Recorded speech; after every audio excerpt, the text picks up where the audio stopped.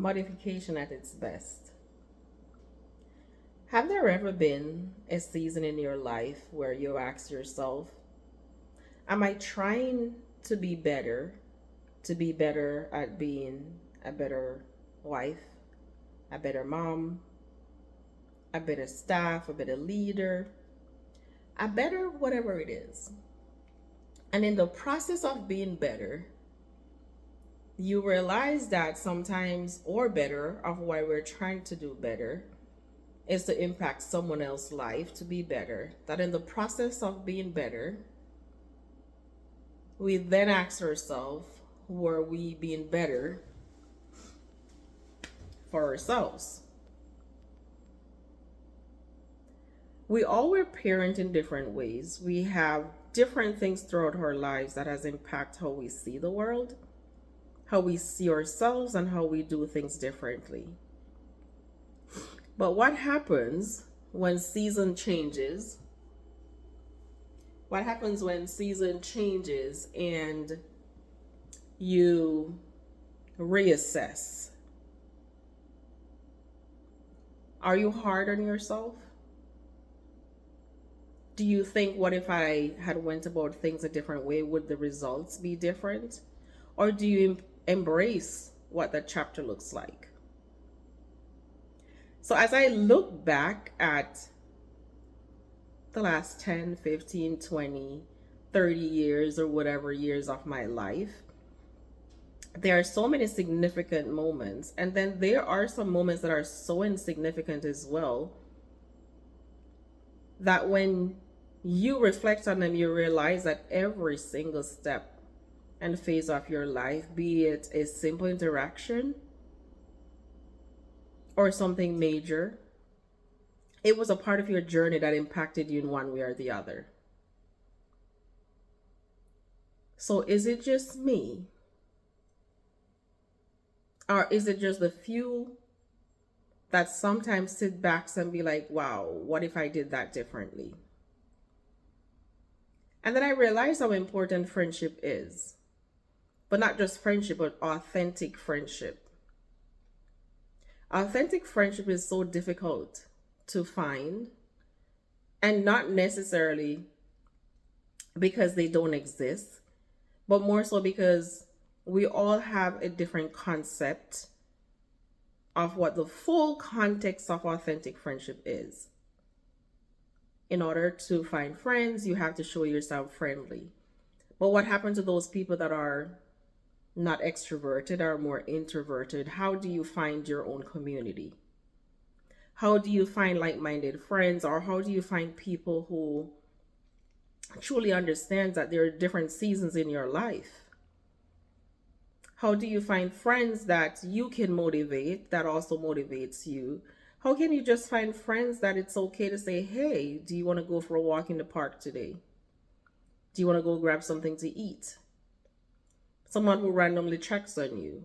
Someone who celebrates you. Someone that does not measure what they have achieved or measure their dreams because of what you have achieved or based on what your dreams are. But celebrate each milestone in your life while you celebrate their milestones. Or just be thankful and say, hey, there's enough seat at the table for all of us.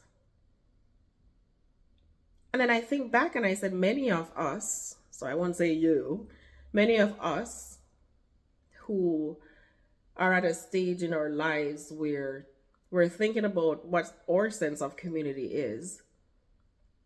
If you reflect back on when you were younger, what was your sense of community? There are many people who grew up in a household where friendship was important, where your parents made sure that you had a connection of community, right? Where it was important to make friends so that you are associating yourself with more than just your siblings or your immediate family. And then there are other families that believe that their kids don't need friends. So they made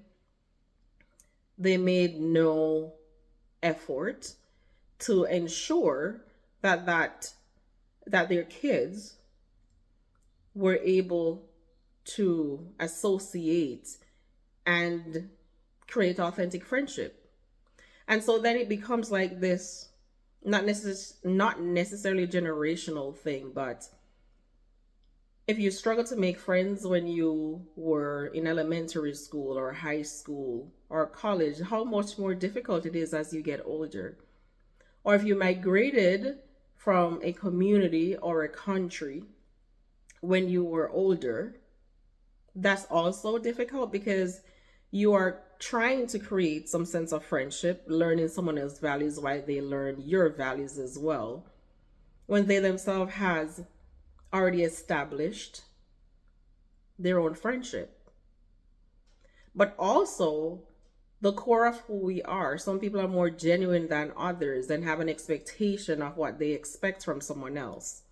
So how do you create friendship or is open to friendships where there's no expectation, which is getting to know someone, getting to know their shared values, getting to just, I guess, just chill or whatever. Like, how do you navigate that space? How do you navigate that space of trust? I have this on my mind because I've had a couple conversations over many years with different people, and I realized that it's very common for people to have kids that they don't think is able to form real friendship in school. And then they themselves also struggled with forming real friendship in school. And then when you think about it, many of us or many people, they also have siblings that has kids, and those cousin relationship as well is not necessarily the closest or the most authentic. So drop it in the comment there down below. How do you navigate a space of building a sense of community, building friendships that can grow over time? How do you support your children, your elementary children or child, your high school children or child, your college student? How do you support yourself? So there are communities that have mothers club or walking club or stuff like that, but truly, how do you get out of your comfort zone? How do you become vulnerable? How did you start your own community to ensure that the things that you are searching for that you might not have yet found, you're not the only person who is experiencing this? So how do you find your sense of community? This video is just a level of curiosity and hoping for some really great conversation or suggestion. Remember, you do not have to modify. You do not have to deter your dreams. You can modify them. So if you're at that stage in your life where you are hoping to form some friendships, you are open to help your friends or help your children form friendship, let's think about how we can modify what we've always done and create a change or a movement. As simple as that may be. Let me know.